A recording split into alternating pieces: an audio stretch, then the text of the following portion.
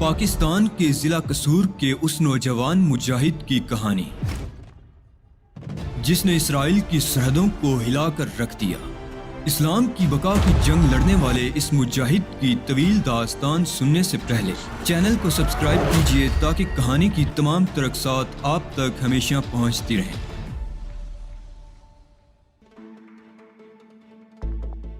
میں نے دل ہی دل میں خدا سے توبہ کی کہ اس یہودی لڑکی کو شدید مجبوری کی حالت میں برداشت کر رہا ہوں۔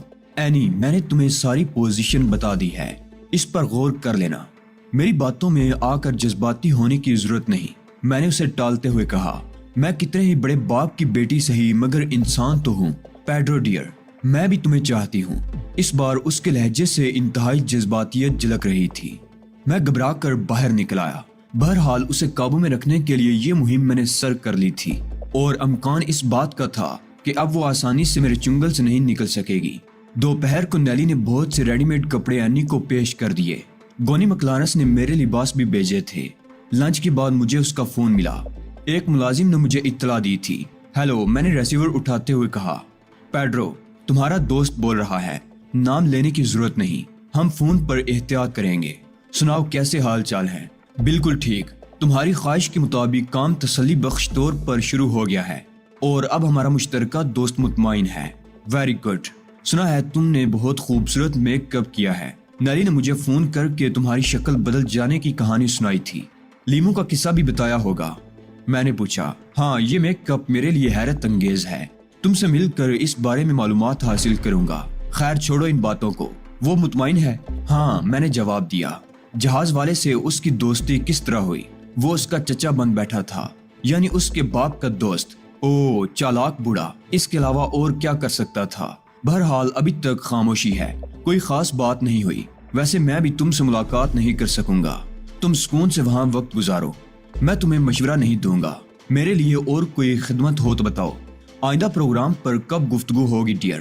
کچھ توقف کر لو تو بہتر ہے، بڑے لوگوں کا کھیل دیکھ لیں، اس کے بعد پروگرام بنائیں گے۔ اوکے، میں نے جواب دیتے ہوئے کہا۔ تمہیں میرا ایک کام کرنا ہوگا دوست، میرے ہوٹل سے میرا سامان منگوا دو۔ میں نے ہوٹل اور کمرہ نمبر اسے بتا دیا اور گونی نے وعدہ کر لیا کہ سامان پہنچ جائے گا۔ اس کے بعد فون بند کر دیا گیا۔ اینی پارکر کی محبت بہت مہنگی پڑی تھی، جان ہی کو آ گئی تھی کم بخت، ضرورت سے زیادہ جذباتی لڑکی تھی۔ بقول اس کے اسے زندگی میں پہلی بار کسی انسان سے محبت ہوئی تھی اور بد نصیبی سے میں ہی اس کی محبت کا پہلا شکار تھا۔ برداشت کرنا ہی تھا، اب تو کوئی اور ترکیب بھی تو سمجھ میں نہیں آ رہی تھی، اسے شیشے میں اتارنا تھا۔ گونی مکلارنس سے دوسرے دن صبح ملاقات ہوئی، نہ جانے کس وقت آ گیا تھا۔ ناشتے کے بعد نیلی نے اس کا پیغام دیا۔ میں سمجھا تھا کہ اس کا فون آیا ہے۔ جب فون والے کمرے میں پہنچا تو گونی خود صوفے پر بیٹھا ہوا مسکرا رہا تھا۔ مجھے دیکھ کر چونک پڑا، اس کی مسکراہٹ ختم ہو گئی اور وہ کافی دیر تک ساکت و جامد مجھے دیکھتا رہا۔ اتنے حیران کیوں ہو گونی؟ میں نے پوچھا۔ زبردست کشمکش ہے میرے دل و دماغ میں، یوں سمجھ لو بہت سے طوفان سے گزر رہا ہوں۔ گونی باری لہجے میں بولا۔ خیریت؟ میں نے مسکرا کر پوچھا۔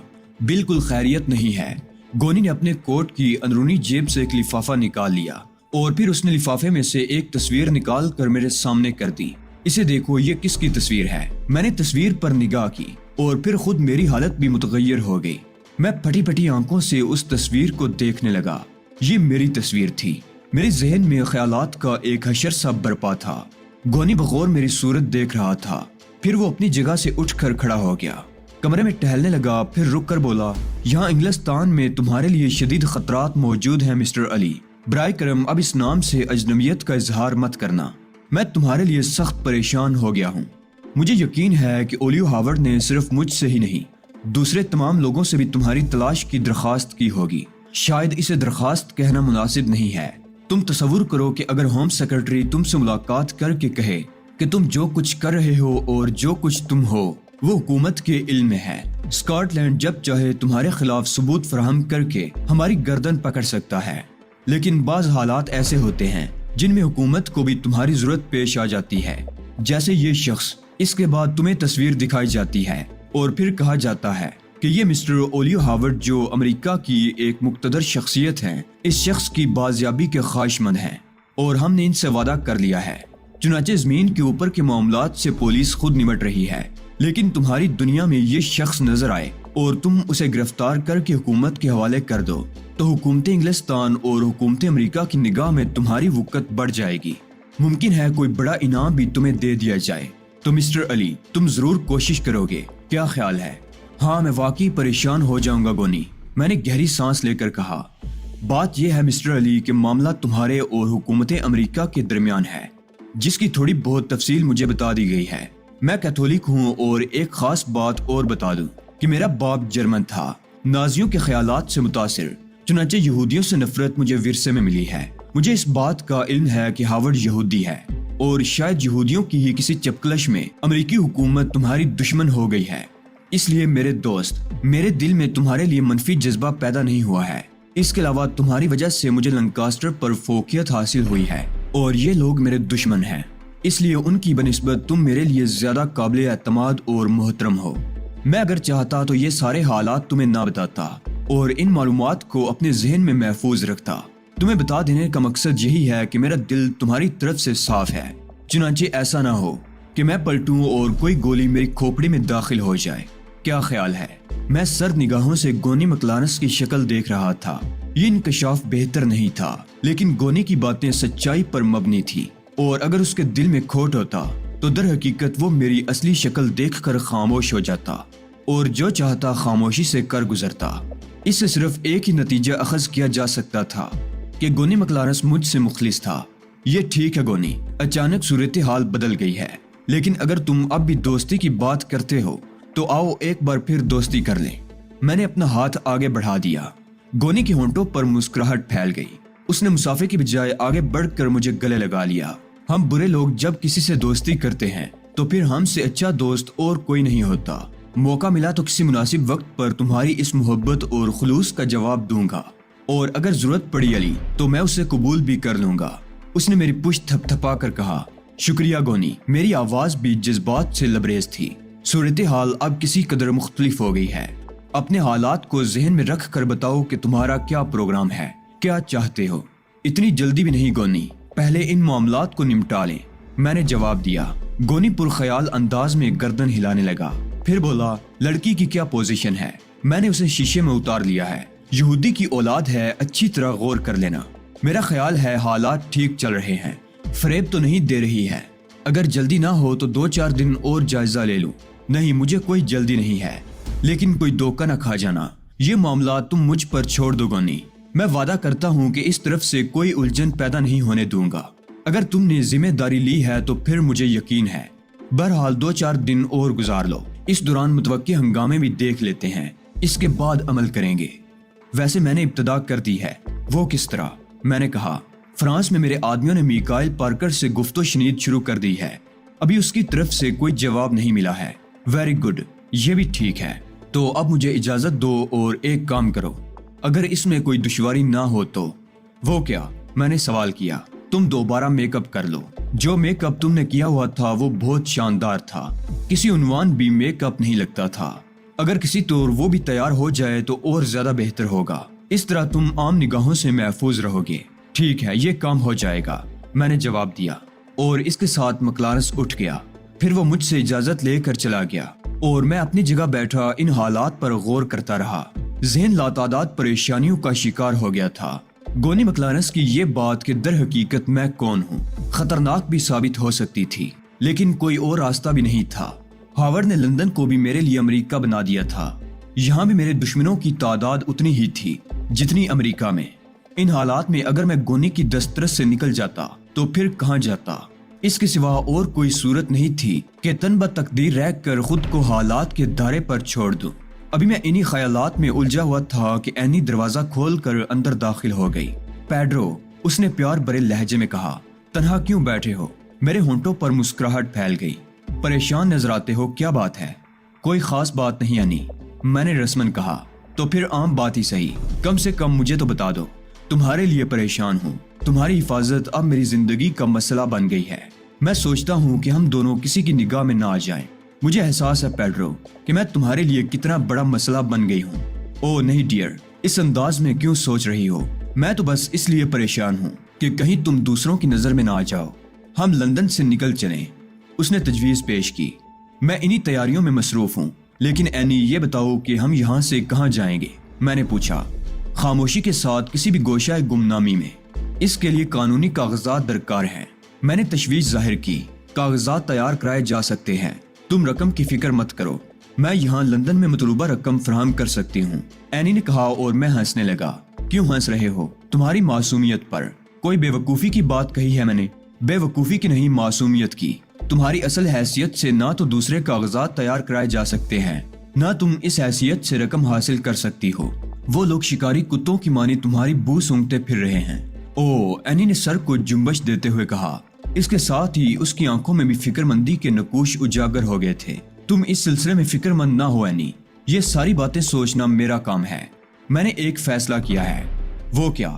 اینی گھبرا کر بولی۔ ہم دونوں اپنی شکلیں تبدیل کر لیں گے اور ان بدلی ہوئی شکلوں کے ساتھ یہاں سے نکل چلیں گے۔ Make up? اینی پارکر اچھل پڑی۔ ہاں، اس سے قبل تم میرا چہرہ دیکھ چکی ہو، میں تمہارا چہرہ بھی تبدیل کر دوں گا۔ ہم ان بدلی ہوئی شکلوں کے ساتھ انگلینڈ سے نکل جائیں گے۔ یہ تو بہت دلچسپ بات ہوگی۔ میں تیار ہوں، اینی نے کہا۔ شکریہ اینی، اس طرح ہمارے لیے آسانیاں پیدا ہو جائیں گی، میں نے کہا۔ فوری طور پر جو ترکیب ذہن میں آئی تھی وہ خاصی کارآمد معلوم ہوتی تھی۔ میں نے اینی کی رضامندی سے فائدہ اٹھایا۔ گونی مکلارنس نے ہوٹل سے میرا سامان بھجوا دیا تھا۔ اس میں وہ شیشی بھی موجود تھی جو پنگلی نے اینڈریو کے ہاتھ بھجوائی تھی۔ میں اس عظیم تحفے کو زندگی بھر فراموش نہیں کر سکتا، جس نے انتہائی نازک حالات میں میری مدد کی تھی۔ میک اپ کے بعد اینی کے رخسار کچھ ابھر گئے تھے اور پپوٹے سوج جانے سے آنکھیں کچھ چھوٹی نظر آنے لگی تھی۔ بس ان دو تبدیلیوں نے اس کی شکل اس قدر بدل ڈالی تھی کہ وہ آئینہ دیکھ کر خود حیران رہ گئی۔ خدا کی پناہ، میں تو بالکل ہی بدل گئی۔ بالوں کے سٹائل میں تھوڑی سی تبدیلی تمہیں یکسر بدل دے گی، میں نے کہا۔ بالوں کا سٹائل میں خود بدل لوں گی۔ اب تم اپنا میک اپ کرو۔ پہلے والی شکل ٹھیک رہے گی؟ میں نے پوچھا۔ تم اب کسی بھی شکل میں ہو، کوئی فرق نہیں پڑتا، میں تمہاری روح کو پہچان گئی ہوں، اینی نے کہا، اور میں نے دل ہی دل میں جواب دیا کہ اگر تم میری روح میں جھانک لو تو اسی وقت تمہارا دم نکل جائے گا۔ گونی مکلارنس سے تیسرے دن ملاقات ہوئی۔ وہ مجھے فون کر کے آیا تھا اور اس سے کھل کر باتیں کرنے کے لیے مجھے اینی کو بے ہوشی کی دوا دینی پڑی تھی، ورنہ جیسے جیسے وقت گزرتا جا رہا تھا اس کی محبت شدید ہوتی جا رہی تھی، یہاں تک کہ اب وہ ایک لمحے کے لیے بھی میرا پیچھا نہیں چھوڑتی تھی۔ گونی نے پرجوش مصافحہ کیا تھا۔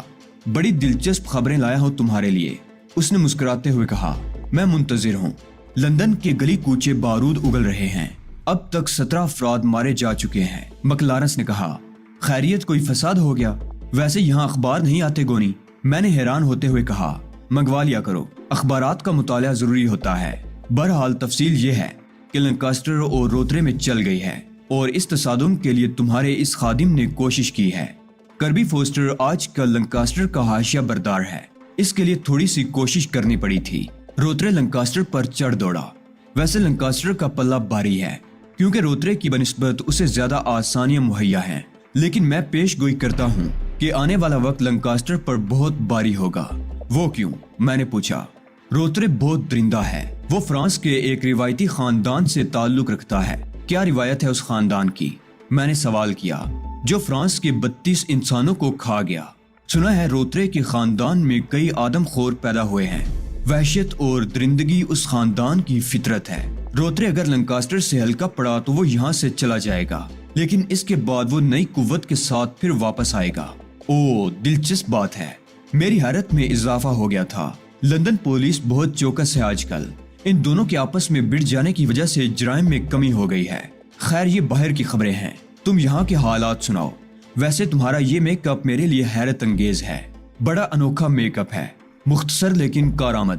اینی کو دیکھو گے؟ میں نے گونی مکلارنس سے پوچھا۔ اس کا چہرہ بھی بدل دیا ہے؟ ہاں، وہ اس وقت بے ہوش ہے، تم چاہو تو اسے دیکھ سکتے ہو۔ ضرور دیکھوں گا۔ ویسے ایک اور خبر بھی ہے تمہارے لیے، اگر اخبارات دیکھتے تو تمہیں اب تک اس کا علم ہو چکا ہوتا۔ اینی پارکر کے اغوا کی خبر عام ہو گئی ہے اور مسٹر میکائل پارکر لندن آ گئے ہیں۔ اس کے ساتھ ہی کئی ملکوں کی پولیس اینی پارکر کی تلاش میں مصروف ہو گئی ہے۔ گڈ۔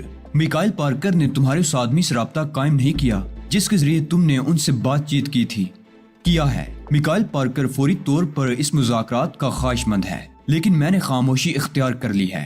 پولیس کی ہنگامہ خیزیاں کم ہو جائیں تو پھر کچھ بات شروع کی جائے۔ اس کے ساتھ ہی ایک اور خیال بھی ہے میرے ذہن میں۔ کیا؟ میں نے پوچھا۔ لندن یا فرانس میں مسٹر میکائل پارکر سے کوئی گفتگو نہیں کی جا سکتی، اس کے لیے کسی اور جگہ کا انتخاب کرنا پڑے گا۔ گونی مکلارس نے بتایا۔ لبنان، میں نے بے اختیار کہا۔ مکلارس پرخیال انداز میں مجھے دیکھنے لگا۔ یہ نام تمہارے ذہن میں کس طرح آیا؟ اس لیے کہ میں لبنان جانا چاہتا ہوں، میں نے جواب دیا۔ ویری گڈ، تمہیں وہاں پہنچانا میرا کام ہے، لیکن اگر ہم معاملات طے ہونے کے بعد اینی کو اس کے باپ کے حوالے بیروت میں کریں تو اس سے سودے بازی ہمیں کہیں اور کرنی ہوگی، مثلا اسپین یا ڈنمارک میں۔ ہم کسی طرح بھی اسے بیروت کی طرف متوجہ نہیں ہونے دیں گے۔ مناسب بات ہے، میں نے کہا۔ پھر بھی ایک الجھن میرے ذہن میں پیدا ہوتی ہے۔ کیا؟ میں بہت غور سے گونی کی باتیں سن رہا تھا۔ اس مخصوص تجارتی معاملے میں تم کیسے شریک ہوگے؟ گونی نے کہا اور میرے ہونٹوں پر مسکراہٹ پھیل گئی۔ میں نے گہری سانس لے کر کہا، گونی، میں پاکستانی ہوں۔ ہم لوگوں کے بارے میں تمہیں مکمل معلومات حاصل نہیں ہیں۔ کسی سے دوستی ہو جائے تو پھر دنیا کی کوئی چیز ہمارے راستے میں مزاحم نہیں ہوتی، کوئی بھی چیز۔ سنو گونی مکلارس، اینی کے سلسلے میں تم پارکر سے جو بھی رقم وصول کرو گے اس کا $1 بھی مجھ پر حرام ہے۔ میں اس میں سے کچھ نہیں لوں گا۔ جو چیز ہم پر حرام ہوتی ہے اسے استعمال کرنے کے بجائے ہم بھوکا اور پیاسا رہنا پسند کرتے ہیں۔ چنانچہ اس سلسلے میں تمہیں کوئی ذہنی پریشانی لاحق نہیں ہونی چاہیے۔ گونی کا چہرہ حیرت کی تصویر بن گیا تھا۔ وہ سکتے کے سے عالم میں مجھے دیکھتا رہا، پھر رک رک کر کہنے لگا، اینی پارکر کے سلسلے میں حاصل ہونے والی رقم اتنی ہوگی علی کہ اس کا نصف حصہ بھی تمہیں بیروت کے دولت مند لوگوں کی فہرست میں لا کھڑا کرے گا۔ میں اس رقم کو ایک حقیر تحفے کی شکل میں اپنے دوست مکلارس کو پیش کرتا ہوں۔ ناقابل یقین سی بات ہے۔ بہرحال ہم اس موضوع پر ابھی کوئی گفتگو نہیں کریں گے۔ گویا تمہاری طرف سے اجازت ہے کہ میں کہیں بھی اپنے طور پر میکائل پارکر سے مذاکرات کر لوں۔